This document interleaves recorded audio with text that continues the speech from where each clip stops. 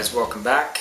All right, next fly that we're gonna work on today is one of my favorite little Baetis patterns, a little blue wing olive pattern.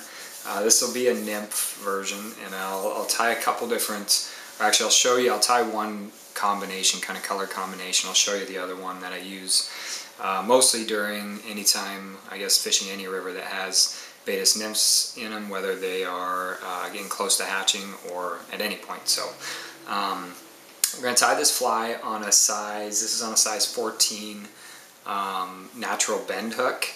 I like the shape that this hook gives the fly, and we're going to tie it fairly thin. Most Baetis nymphs are they're kind of small and slender, and they're fairly quick flies. There's not a lot of bulk to them, so we're going to try to keep this fly fairly skinny. And what I've done is I put a little plastic kind of holographic bead on the top of this, and it's a dark, I guess you could call it a black, kind of black holographic bead, and this is going to be the darker version of the fly that I'll tie, and then I'll show you the lighter version at the end. So Baetis nymph, blue wing olive nymph, we're tying it with olive thread. Predominantly this fly will be olive in color. Now this is the darker version, so this one's going to have darker wing pads, and then the lighter version will have the lighter wing pads. The darker wing pads to resemble the stage before they're ready to hatch, and typically we'd fish this fly right on the bottom in any sort of riffle, shallow riffle, or that type of structure. So what we're going to do is we've taken the thread, moved it to the back. For the tail on this one, a lot of different things I think you probably could use. I'm going to use hackle fibers, black hackle fibers. So I just took an old piece of hackle that I had laying around that was probably going to get thrown away, and just ripped out a few of the hackle fibers. I like to use as much of the material as I possibly can. So we're just going to lay that down at the back. Take your time tying these in. Try to make sure you get them get it so that the tail is laying on the top of the hook. Wind our thread forward, and at this point I'm just going to bring my thread up behind the bead, put up a little bump up there just so that the bead stays in place. Okay, go ahead and take your thread, bring it to the back.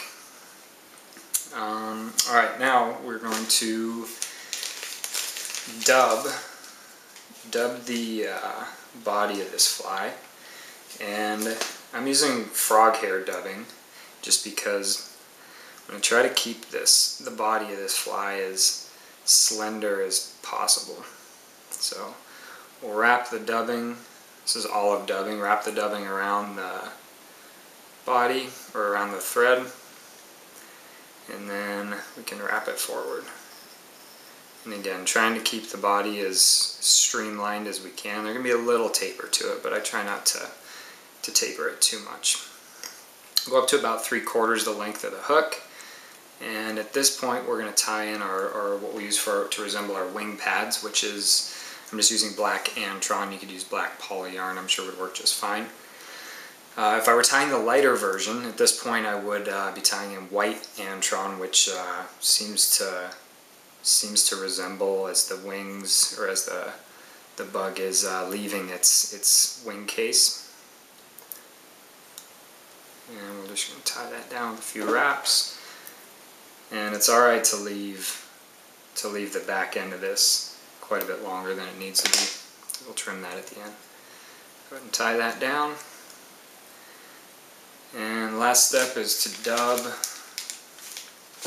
Just going to dub over the top of what we tied down. That's pretty much all there is to the fly.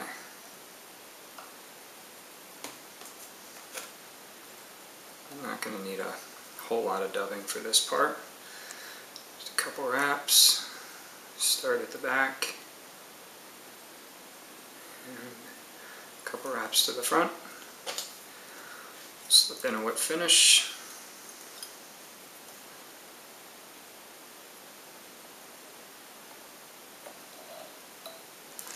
And typically I'd add a little dab of head cement.